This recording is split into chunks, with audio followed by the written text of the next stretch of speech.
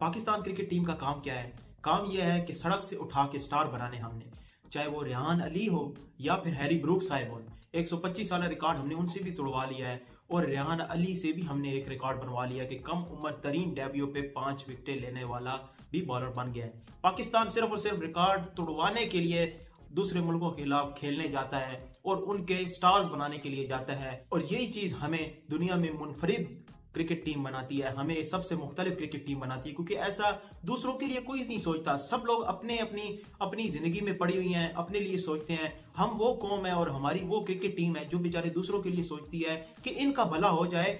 हम तो अपनी जिंदगी जी लेंगे, क्योंकि जिंदगी का मकसद औरों के काम आना। पाकिस्तान 304 रन बना के पहली इनिंग में भी आउट हो गया, फिर 316 रन बना के दूसरी इनिंग में भी आउट हो गया। पाकिस्तान 167 की लीड दिया है इंग्लैंड वालों को और इंग्लैंड ने जंप के कुटाई करना शुरू की थी, लेकिन अल्लाह का शुक्र है कि तीसरे दिन के अंदर ये मैच खत्म नहीं हुआ और पाकिस्तान चौथे दिन के अंदर मैच को ले गए। यही पाकिस्तान की सबसे बड़ी अचीवमेंट और कामयाबी है कि हम चौथे दिन के अंदर मैच ले गए। जीतना तो दूर की बात है, पाकिस्तान जिस दिन पहले दिन ग्राउंड के अंदर उतरता है तो इसकी सोच वो होती है कि मैच को ड्रॉ करना है या दूसरी टीम को कोई नया स्टार देना है, उनका कोई नया स्टार बनाना है। हमने जीतना नहीं है, जीतने अगर हम जीतने जाएंगे तो हमें एलर्जी हो जाएगी, इसलिए हमें जीतना नहीं है। हमने सिर्फ और सिर्फ स्टार्स बनाने हैं या ड्रॉ करना है। टेस्ट मैच की बात कर रहे हैं, T20 और ओडीआई की थोड़ी मुख्तलिफ सिचुएशन है, उसमें हम जरा कभी कभी गुस्सा कर जाते हैं और जब हमें गुस्सा आ जाता है तो फिर हम हार जाते हैं। वैसे हम अगर आराम से खेलें तो हम जीत जाते हैं। इंग्लैंड ने अपनी आज इनिंग जो उनका स्टंप हुआ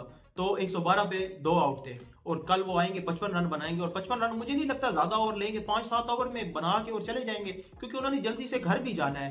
तो वो उनकी बीवियों ने उनके लिए जो रसगुल्ले हैं और बिरयानी है वो तैयार करके रखी हुई है, उन्होंने जाके वो खानी है। और पाकिस्तानियों ने भी अपनी जो कल रात को उनको सिक्योरिटी ने नहीं जाने दिया बाबर आजम को जो खाना खाने के लिए, तो उस पर भी वो बहुत ज्यादा खफा है। तो उन्होंने बोला कि टेंशन नहीं लेनी, हम खाना खाने जाएंगे, ये जल्द अज जल्द मैच खत्म करेंगे और सिक्योरिटी के प्रोटोकॉल भी खत्म हो जाएंगे, सीरीज भी खत्म हो जाएगी और हम आराम से जाएंगे खाना खाने के लिए। लेकिन अब सिचुएशन क्या बनी हुई है? सिचुएशन ये बनी हुई है कि हर कोई बाबर आजम को लान तान कर रहा है, यानी टीम के अंदर तो और कोई खिलाड़ी ही नहीं है। वो जो बाकी 10 खिलाड़ी हैं, चलो बॉलर्स को निकाल दो, जो 6 बैट्समैन हैं, वो बाकी 5 बैट्समैन उनमें से मेरे ख्याल में आम खाने आई होते हैं ग्राउंड में, या ग्राउंड में सिर्फ और सिर्फ बल्ला लेके आते हैं, 2-4 गेंदें, वो गेंद को पुरानी करने के लिए आते हैं ताकि दूसरी टीम आए और उससे फायदा उठा सके। बाबर आजम कोई टेनिस का प्लेयर तो है नहीं, या वो बैडमिंटन का प्लेयर तो है नहीं जो अकेला जाएगा, अकेला खेल के और जीत आएगा। ये गेम है 11 खिलाड़ियों की, इसमें से 11 के 11 परफॉर्म करेंगे तो टीम तब जीती है।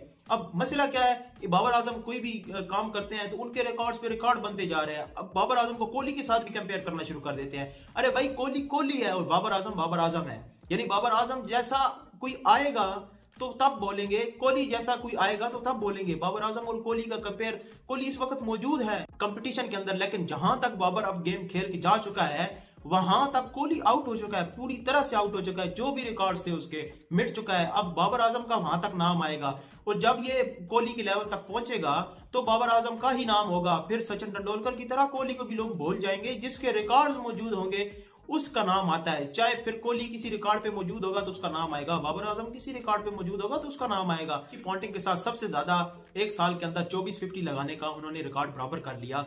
लेकिन अब मसला क्या बन गया है कि Babar Azam is a bad captain. ये डिबेट चलना शुरू हो गई है ट्विटर पे, और जो सबसे ज्यादा खुश इस वक्त बंदा है वो है आफ्ताब इकबाल। 2 दिन पहले जब हम सीरीज हार चुके थे तो इसका एक सवाल को उसने जवाब दिया था, जो सवाल मेरे ख्याल में उसने प्लांटेड किया हुआ था कि बाबर आजम पे जो आपने तनकीद की थी उसके खिलाफ में उसने खुला बोला है, खुला, जिस तरह आमिर को खुला सहना है पाकिस्तान क्रिकेट बोर्ड और रमीज राजा के ऊपर, सेम ऐसे ही उसने बिल्कुल भड़ास निकाली है अपनी, क्योंकि पाकिस्तान, उसको डर था कि कहीं पाकिस्तान अगर सीरीज जीत जाता है तो बाबर आजम की कैप्टनसी की बल्ले बल्ले हो रही होगी। और यूं ही उसने बात किया कि बाबर आजम बहुत अच्छा प्लेयर है लेकिन कैप्टनसी बकवास है। उसके फॉलोअर और उसके दोबारा वो निकल आए बाबर आजम की कैप्टनसी के खिलाफ, और साथ में कहते हैं कि सरफराज की कैप्टनसी बहुत अच्छी थी। अब उसका भी सुन ले सरफराज की कैप्टनसी का। सरफराज साहब ने भी क्या 100 मैचेस खेले थे, 100 में से हमें 61 जितवाए और 36 हमें हरा दिए। एवरेज उसकी अपनी थी 28 की, कोई 100 नहीं किया था, और जो विन रेशो थी वो 61% थी। सेम बाबर की भी 100 मैच मुकम्मल हो चुके हैं आज, और 100 मैचेस में से 60 हम जीते हैं और 32 हम हारे हैं, और ड्रॉ जो हुई है वो अलहदा है। और बाबर आजम की इंडिविजुअली अपनी क्या बैटिंग परफॉर्मेंस है ये तो सब जानते हैं। एवरेज उनकी 50 से ऊपर है, 100 जो उन्होंने किए हैं वो 11 से ज्यादा किए हैं, और उनकी विन रेशो है वो 60%। यानी सरफराज के दरमियान में अब हमारी आवाम का मसला क्या है? हमारी आवाम का मसला ये है कि वो कोई लेजेंड चाहते हैं, कोई इतना बड़ा लेजेंड चाहते हैं, क्योंकि जब मिसबा थे तो टुक टुक है जी इसको कप्तानी से हटा दो, फिर जब अजहर अली आए तो अजहर अली ये तो इसको तो कैप्टनसी नहीं करना, बहुत सादा बंदा है, फालतू वेला बंदा है, इसको हटा दो, मिसबा को वापस ले आओ। फिर अजहर अली को हटाया गया, सरफराज को बनाया गया, अब सरफराज की अपनी परफॉर्मेंस नहीं, इसको हटा दो कैप्टनसी से, अजहर अली को वापस ले आओ।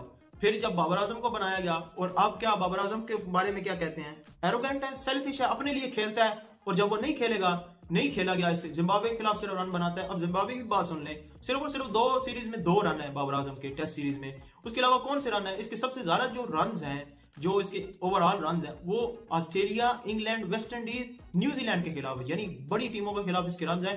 छोटी टीमों के खिलाफ तो ये चलता ही नहीं है, सूट ही नहीं करता, हमारे प्लेयर हो और वो छोटी टीमों के खिलाफ ना चले। ये होता था पहले, अब होता है कि हमारे प्लेयर जाते हैं छोटी टीमों पे रन नहीं करते, हमारे प्लेयर अब बड़ी टीमों पे रन करते हैं। छोटी टीमों को हम समझते कुछ नहीं है, जिम्बाब्वे से वैसे हम वर्ल्ड कप पे हार गए थे, क्यों? क्योंकि उनको खुश करना होता है भाई, उनको भी क्रिकेट अपनी रिवाइव करनी है, उनको भी क्रिकेट खेलने का मौका मिलना चाहिए। अगर वो हमेशा हारती रहे तो फिर क्या फायदा? उन्होंने तो कहीं ऊपर आना ही नहीं है, उन्होंने सोचना ही नहीं है कि हम फाइनल खेलेंगे। तो पाकिस्तान उनको कॉन्फिडेंस देता है कि हमारी यही तो चीज पूरी की पूरी क्रिकेट कम्युनिटी से डिफरेंट है कि हम सबको सपोर्ट करते हैं और दिल खोल के सपोर्ट करते हैं, क्योंकि जिंदगी का मकसद है औरों के काम आना। मिसबा ने जिंदगी में 2 चीजें देखी हैं, सुबह का निकलता सूरज और 10 पे 3। वो जब आता था फिर यूनुस खान और वो 300 तक, 200 तक, 250 तक टीम को लेके जाते थे। सेम बाबर आजम के साथ है, पहले मैच में आया 50 पे 2, 150 से ज्यादा 160, 164 तक लेके गया, वहां पे वो आउट हुआ। फिर आज आया जहां पे 54 पे 3 हुए पड़े हैं, फिर वो आया, फिर 164 तक टीम को लेके गया, 164 पे 4 हुए, फिर पूरी की पूरी टीम 216 पे ऑल आउट हो गई। यानी बाबर आजम इंडिविजुअल है जो सब कुछ करे, बाकी टीम में तो यहाँ पे मेरे ख्याल में गुल्ली डंडा खेलने आई है कि अगर टुल्ला लग गया तो ठीक है, ना लगा तो कौन सी बड़ी बात है। यानी एक बाबर आजम अकेला है टीम के अंदर, बाकी सारे के सारे तो यहाँ पे आम खाने के लिए आई हुई है, आम लेना आए ने। बाबर आजम नहीं स्कोर करने हैं, और क्यों? वो टीम नहीं जीती तो बाबर आजम की कैप्टनसी अच्छी नहीं है। आप भी वीडियो के कमेंट में मुझे बताइए कि बाबर आजम की कैप्टनसी पे आपको कितना यकीन है। इंशाल्लाह अगली वीडियो में मिलेंगे। सब्सक्राइब कर दें चैनल को, आपको इस किस्म के क्रिकेटिंग एनालिसिस मिलेंगे इस चैनल पे और इस सेगमेंट में क्रिक बात में।